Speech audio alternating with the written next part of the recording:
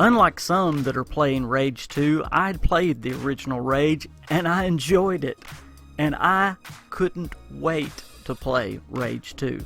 My anticipation grew day by day as the launch grew nearer. My expectations were set pretty high, knowing that 10 years of technology, 10 years of advancement, and now 2 studios had been working on Rage 2. So my excitement was growing and growing. And now, finally, I was getting my hands on Rage 2 and getting to walk out into the Rage universe once again. Many times when your expectations are set that high and you wait that long, disappointment seems to be inevitable. But would that be the case with Rage 2? Well, the beginning of Rage 2 begins kind of slow. And this is because it does not begin with a true tutorial. It begins playing the game, but putting the tutorials in while you're playing, so that kind of slows the pace of the game at the start. In fact, the first 10 or so minutes is interrupted with the tutorials of the game. Now, it's just according to your play style if you like this or not, whether you want to get the tutorial over with or you want to do it as you're playing the game. That is just preference. I kind of like the way that Rage does this. It doesn't have a tutorial at the first that kind of breaks the immersion of the game. It fits it in there as you're going. Now, some might say that that breaks the immersion. Again, it is a preference, but it does slow down the pace of the game. Also, if you're asking about the visuals of the game, the visuals of this game is great, but the worst visuals of the game are right at the start. So if you're going to judge Rage 2, please don't judge it on the first 10 to 20 minutes of the game, because that is the absolute worst visuals and action of the game, because it's just getting you going. But again, personally, I like that slow start getting you into the game. Now, let me give you an example of how they do these tutorials throughout the game. And again, they try to do this not to break immersion. Every time you find an arc in the game, it will give you a new power, a new nanotrite power. And while you're in this arc simulation, it will teach you this power. So it gives you a tutorial right there in the middle of the game. So again, instead of doing all this at the start of the game, which it couldn't possibly do anyway, it fits it into the game. Well, some might say that slows it down, but I love how they fit it into the flow of the game so that it doesn't break immersion. You get a vehicle very early on in the game, and I was actually worried about the vehicles. And the vehicles, as soon as I got in them, it took away every worry I had. I love the vehicles. Every vehicle handles different, drives different. I don't know how they did it, but it's wonderful. This game is fun just to drive around, the world. And there are bad guys out. You can shoot at them, you can run them over. It's just a fun game to drive around. Any car you find out there, any tank, any dune buggy, anything you find out in the world that you can drive. There are ramps, there are all kinds of things. You run up on races. I absolutely love the vehicles. They did so much better than I thought the vehicles were going to be. They surpass everything I thought they were going to be. So the vehicles are absolutely superb in this game. Again, just the vehicle play in this game could be a game of itself. I spent most of the first day just driving around looking at the map. When I came up on a place to get out and doing with enemies and stuff like that, I'd be like, nah, I'm gonna drive around some more. I love the vehicles. And just to say something on top of that, there is absolutely zero loading screens. You go from vehicle to weapon play, from one spot to another with zero loading screens. That is so nice, so very nice. You do not see that in almost any game today. That is absolutely fabulous, and that should give this game very high marks just for that point alone. Now, some things you can actually know about Rage 2 without even playing the game, and one of those is the weapon play, because the weapon play is done by id Software, and anybody that has played an id Software game knows how good they do weapon play. If you've played Doom 2016, then you know how the weapon play is in this game. It is smooth as silk, it is fast, and the weapons are supreme. Very, very good. My first encounter, I did it engaged at a roadblock, and it was so fun, so smooth. Just love the weapon play. Moving between weapons, using the wing stick. It is fabulous, fabulous weapon play. I give it an absolute A+ on weapon play. Now, the one thing that I do find a little bit of a problem with is the AI in this game. And I haven't played on extra hard, so I need to see how the AI works on extra hard. But the AI just on normal to hard settings is not that great of an AI in the game. It's not bad AI, it's just not the best AI you've ever seen in a game. The bad guys are never going to outsmart you in Rage 2. That's the one bad mark that I've seen in this game, and the one problem that I have with it is the AI. These are pretty dumb guys, and maybe they're supposed to be. They're all bandits out there living in the wasteland. Maybe they're supposed to be dummies. Maybe that's why they act the way they do. In the trailer, they're sitting there hitting themselves and playing with grenades as baseballs. So maybe they're supposed to be dumb as rocks. Maybe that's the way they made them. But that's the only thing I've seen with that would tie in with the weapon play. But as far as combat in general goes, combat with id Software, you will absolutely love it with the weapon play. It is fabulous. And again, no other game has the wing stick, which is the boomerang type thing. If you've never played Rage, just that is so much fun to use in and of itself. This is making me want to go play again. I love the weapon play in this game. Now, I'm not going to get into spoilers at all, I promise, but the story itself, I've heard kind of some negative things about the story.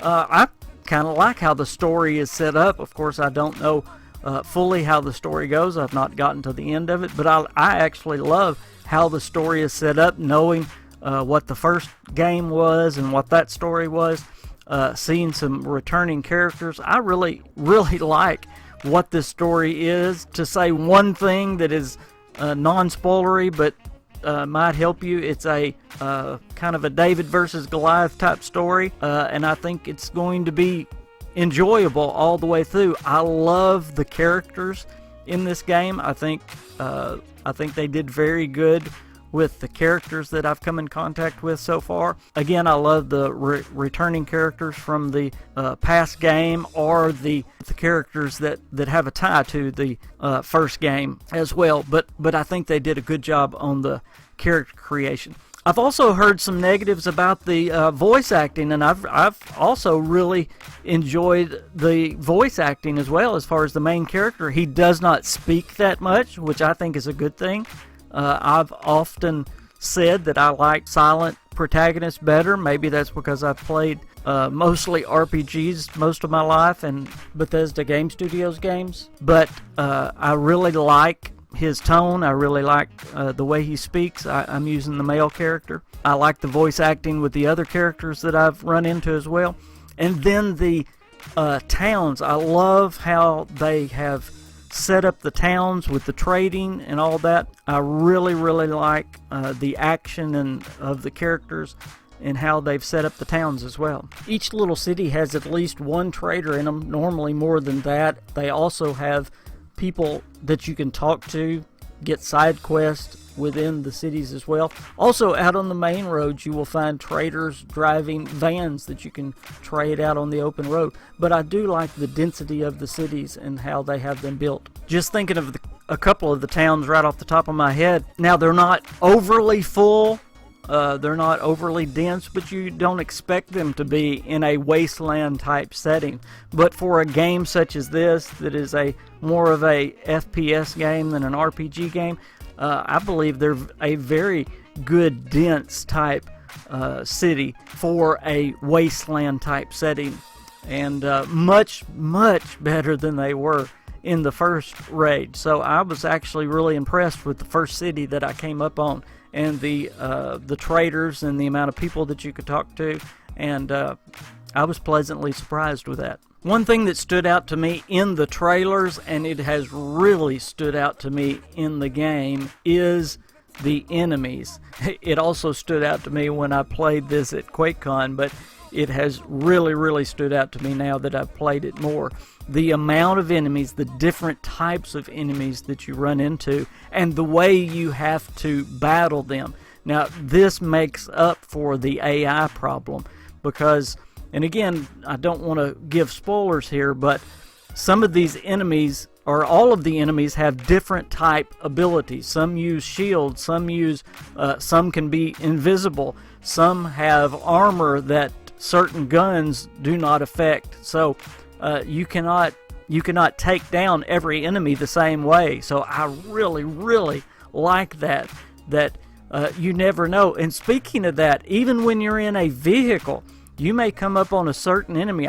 To be very terrible, I was driving in the wasteland, and you come up upon bandits on the side of the road, and I was hitting them with my car. That was fun. And all of a sudden I came up on a different type of enemy that I didn't realize it was a different type of enemy, but it was one that carried explosives on him. And when I hit him with my car, it blew me and him up.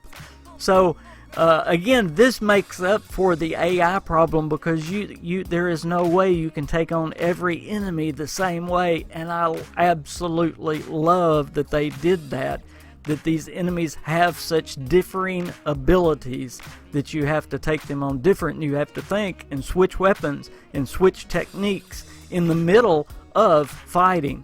Absolutely fabulous. I think the visuals in this game at times are absolutely stunning. Some of the things that you see. Now, sometimes it's very drab, and maybe they meant for it to be that as a wasteland. Again, some of the areas are very drab. It starts out, the game is very drab, but then sometimes there are times that it just really, you have to sit back and go, whoa. There is a time right at the start of the game, again, not to spoil anything, but there is an enemy that comes up right at the start of the game, and it's like, whoa, what is that? And that's what your character says, whoa, what is that?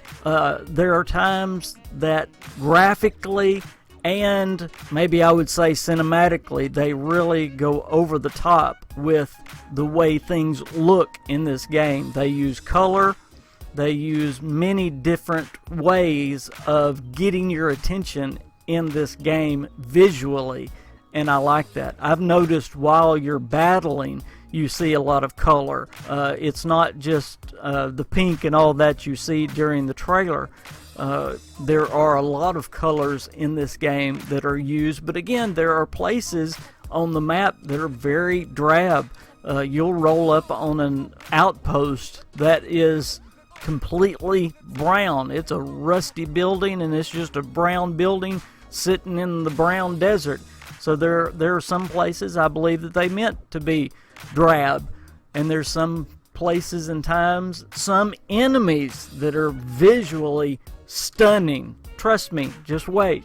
There are some enemies that you're just going to back up and go, whoa, before you start shooting when you see what comes up on your screen. So visually, I think they did great. Whether you can get into arguing, how good the graphics are here.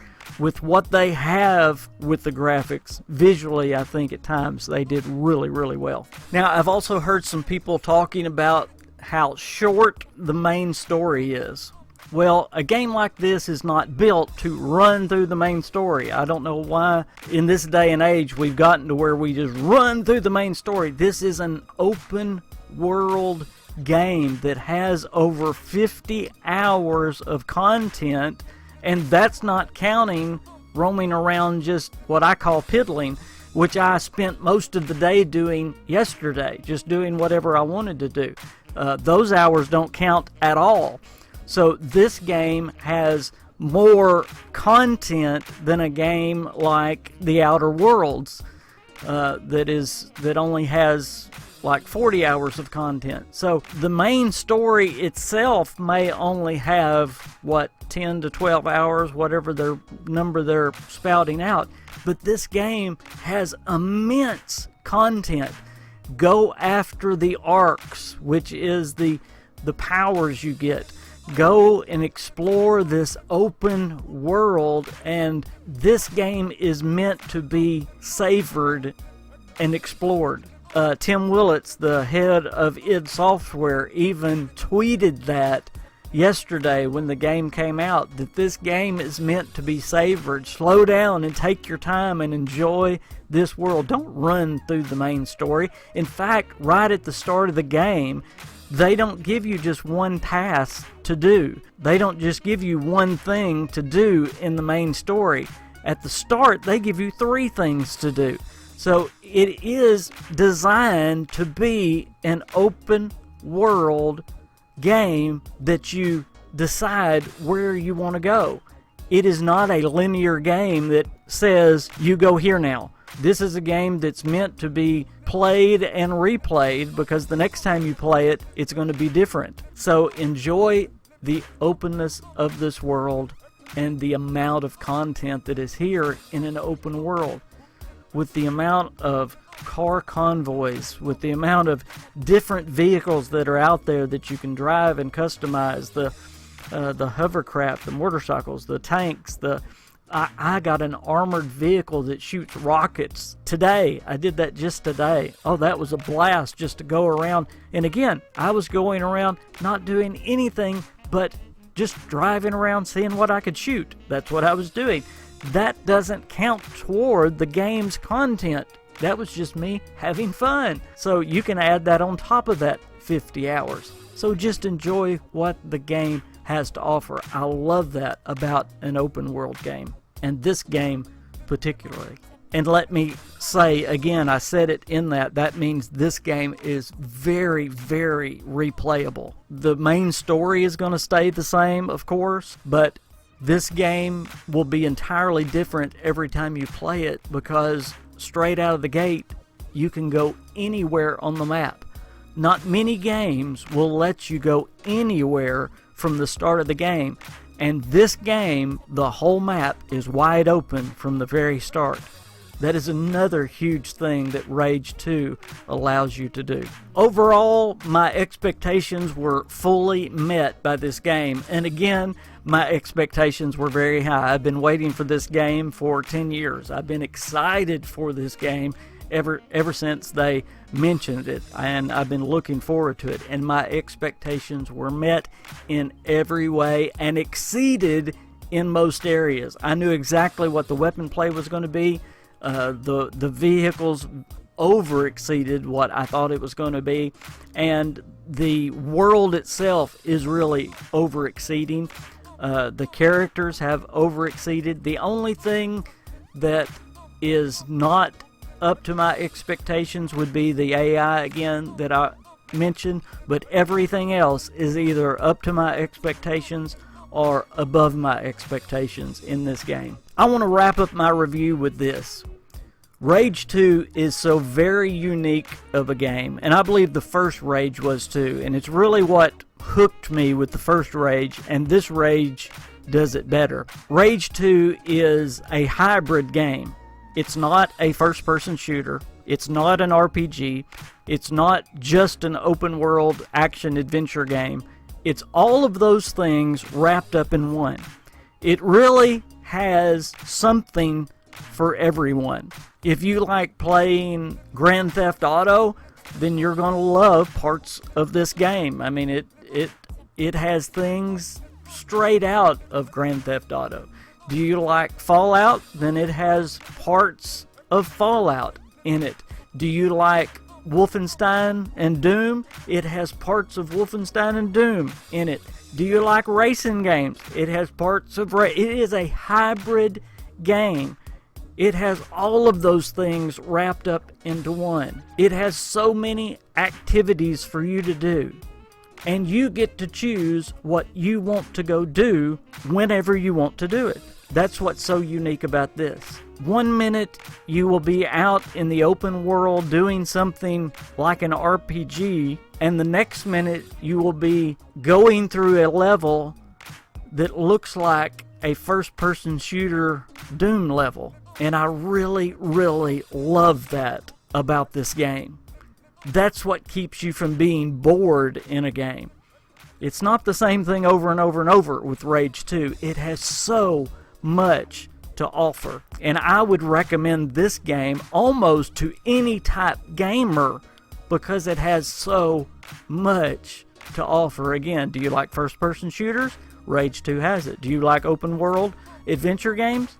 This has it. Do you like RPGs? This has it. Do you like car games? This has it. Maybe that should be the name of my review. Rage 2 has it all. Well, I was a huge fan of the first Rage, and I tell you what, Rage 2 has just made me a bigger fan of this series and of id Software and now of Avalanche Studio. I think they did a magnificent job on this game, and I can't wait to play more. And as I said, yes, I am going to recommend this game to everyone I see as I am recommending it to you. I thank you so much for listening. I want you to please check all my links down below. I have Twitter, I have Facebook, I have Discord. Please go down there and we talk all things Bethesda all the time, so join the conversation. And if you can and if you're able, become a partner with the KingFanMan and check out my Patreon page. Thank you for watching. I am the KingFanMan. I'll see you next time. Bye, guys.